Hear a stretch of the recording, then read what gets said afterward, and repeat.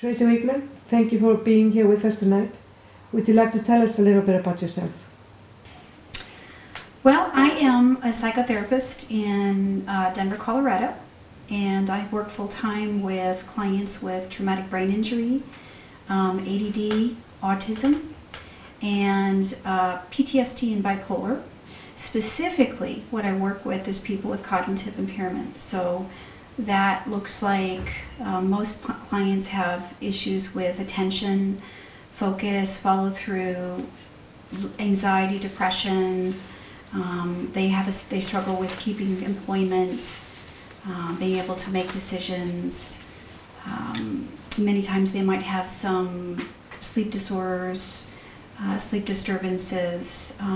So I work pretty much with a lot of clients that have cognitive impairment, executive function issues. Okay, so do other therapy work for these patients? Well, I think there are some therapies that do work. We do have some therapies such as cognitive behavioral therapy that can work with some clients. What I've found is that this population tends to cycle through therapy and has a very difficult time being able to follow through. So they end up getting stuck in therapy without really knowing how to implement action or change or be able to take action towards some of their goals. So what does that mean? Most of the people I work with have neurological issues, so they are unable to engage with things that are overwhelming to them. They may have great intentions, but they're unable to take action such as organization, follow through with goals, possibly even taking care of their kids, cleaning. What happens is how therapy is being approached today is they're not addressing the neurological component. And this is a piece that's missing within psychotherapy, which has never been trained before. We don't have any type of science-based therapies, for example, that work with traumatic brain injury.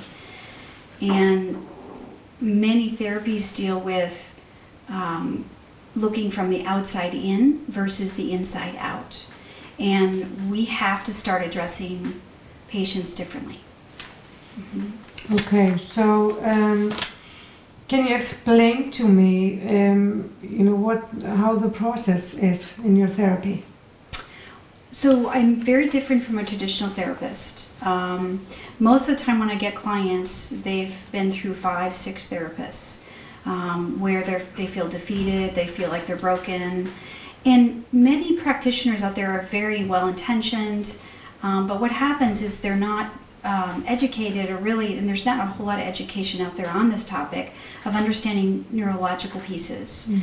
So what they might see is clients that are resistant, and versus really understanding when you have a client with cognitive issues, it's that they can't. Mm-hmm. And there's a very big difference on how we approach that client. So what I do is I help educate the client initially about the brain and what happens to people with cognitive impairments, such as hypersensitivities. So environment they can be sensitive to smell, touch, movement, color.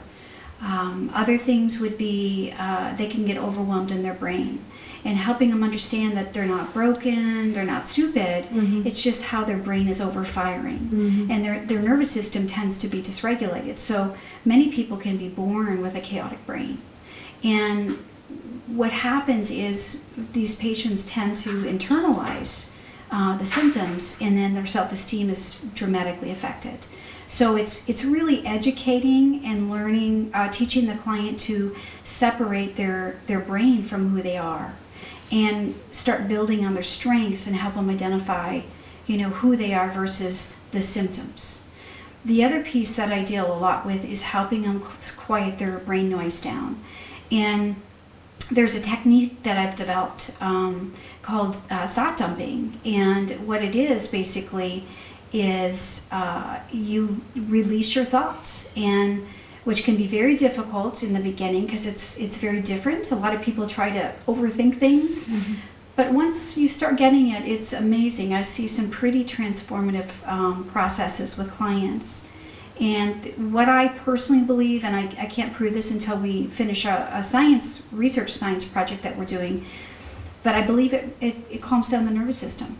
And so I see dramatic results from people once they start relaxing and starting to learn to get that brain noise down. Then they can start taking action and remembering strategies. These clients come in with chronic stress, and so it's a fight or flight that they're lived in this stage their whole life.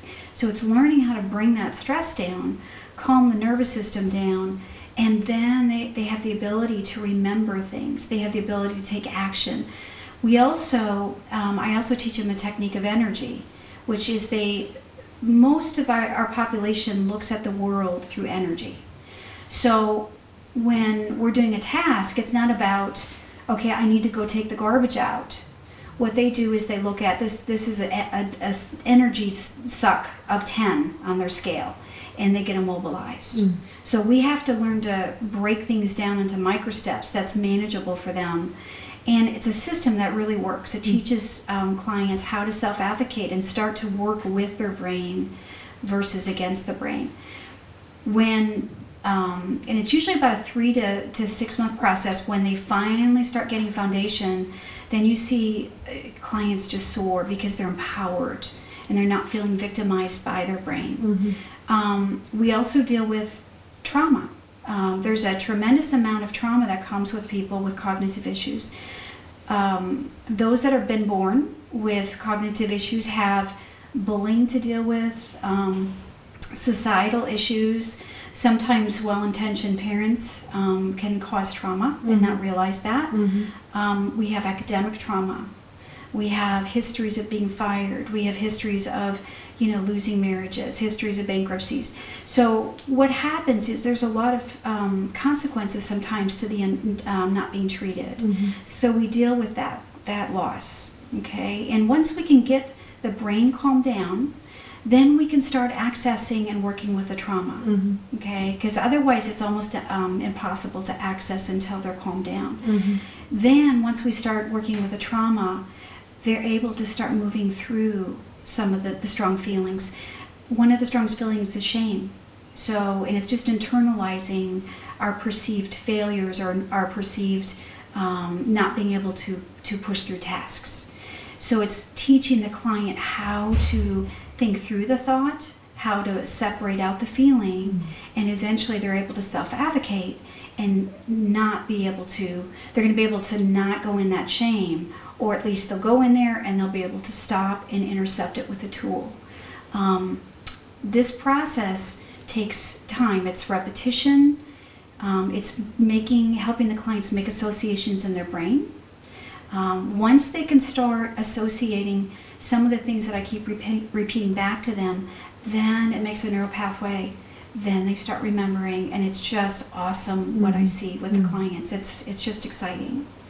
So without them being treated, how does it affect their family, their parents, their spouses, if they're not treated? It can be pretty dramatic. Most of the clients I get are in crisis. Because what happens with this population is they do not see their symptoms. Their self-reflection's impaired. So what happens is everybody around them sees the symptoms, but the actual patient does not. And it's not about defiance, it's about that they have no ability to see what they're doing. So for a long time, the symptoms can be very strong.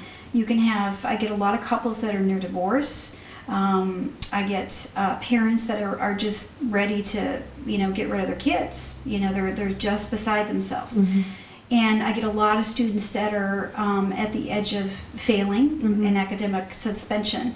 So it really can impact people a lot. The stress of this being untreated is extremely impactful, not only to the patient but to the families, because they don't know what to do. The other thing is that families need to know and be educated on how to work with this population. How do you engage your son? So how do you engage your husband? Because sometimes words or how we address our client or our family members, we may be well-intentioned, but it actually triggers and overwhelms this patient. So it has a lot to do with education. So I teach and work with both families, parents, I work with the children, I work with whole family units to educate of how do you work with this client? What's the best way to approach them? What do you not do? What happens a lot is the parent-child dynamic. And so parents literally will keep nagging their kids, okay? Kids shut down. Same with couples. The partner will start nagging their partner, they get overwhelmed, shut down. So in that sense, that's not a healthy dynamic. So what we have to do is I teach them different ways of helping to engage the family member, how to work with them, and it's very different from the way they've worked with their parent or their family members or spouses in the past. So it's the whole family has to be treated.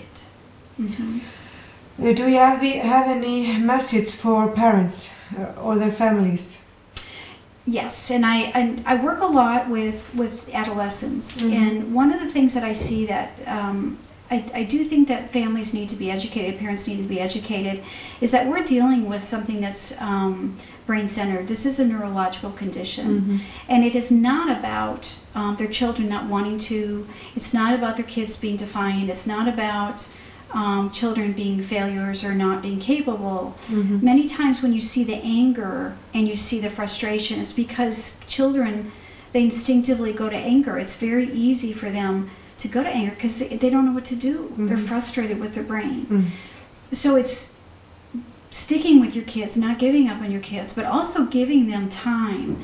I get a lot of parents that come in and say, you know, I want my kid fixed in 6 months. Well, guess what? It doesn't work that way. It takes time, and we have to invest in our children and in our family and give them time to heal and not put a time limit on it. And again, I'm not saying it's a forever process, of course not, but it's neurological. So once we can start building those new neural pathways and building associations in the brain, then they start, patients start to really transform. Kids really, really need to know that they're doing well. There's a lot of things that they're doing well, and they need to hear that as well as what they're not doing. And we tend to get focused too much on what they're not doing. And then that's all they hear, right? And plus they feel bad. They don't want to fail. They don't want to not accomplish things. So again, it's working with the whole family system. The parents need to be willing to also get treatment. And that's how we're going to make sure that at least the children are going to be successful and they're going to heal. So why do the parents need treatment? Well, again, because they're not approaching their kids necessarily, maybe more in a reactive way. It may be well-intentioned. A lot of people don't understand that people with ADD or brain injury, for example, they cannot necessarily just do something, right? It has to do, the brain functions in a way that it's too big, it takes a lot of energy, their brain cannot break things down into manageable steps. So it's kind of the all or nothing thinking. So a lot of times when children are having a hard time doing their homework, it's not about maybe not wanting to do it, it's that they can't do it. And we have to learn different strategies to help them break things down. It's not a natural thing in their head. So it's being patient is how we're addressing our children. You know, using the words should or why can't you, you know, why won't you, I'm sick and tired of you not, you know, blah, blah, blah. That all has to get out of vocabulary. We have to learn to say, how can I help you? What can I do? With time, and when as I educate, they'll start knowing what they need. And then the parents can say, how can I help you? What can I do to help you? And that's what I teach the parents, is it's learning how to say things differently. Okay, but what are your goals for the future? So one of the things that I want to do is, and my mission is currently, is trying to get a science-based therapy out there.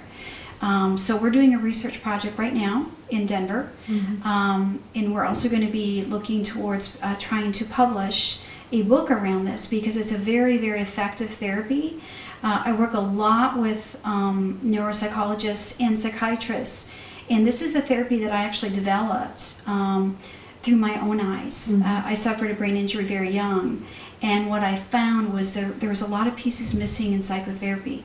So this strategy, or these methods rather, that I've created, we, meaning the people that I work with, a lot of professionals, have seen dramatic results in their patients, and it's very exciting. And there is not anything out there that I'm aware of like the therapy that I've created. So I want to get it out to everybody. This is something I don't want to keep. I want to give it and help train and get people out there, other therapists, to use this method, because we don't have a lot for our population. And unfortunately, they're suffering. So that's my mission, is to get this out, and hopefully offer some low-cost services for people as well, maybe through a nonprofit. So to make this more accessible to everybody. Tracy Weegmann, thank you. Thank you.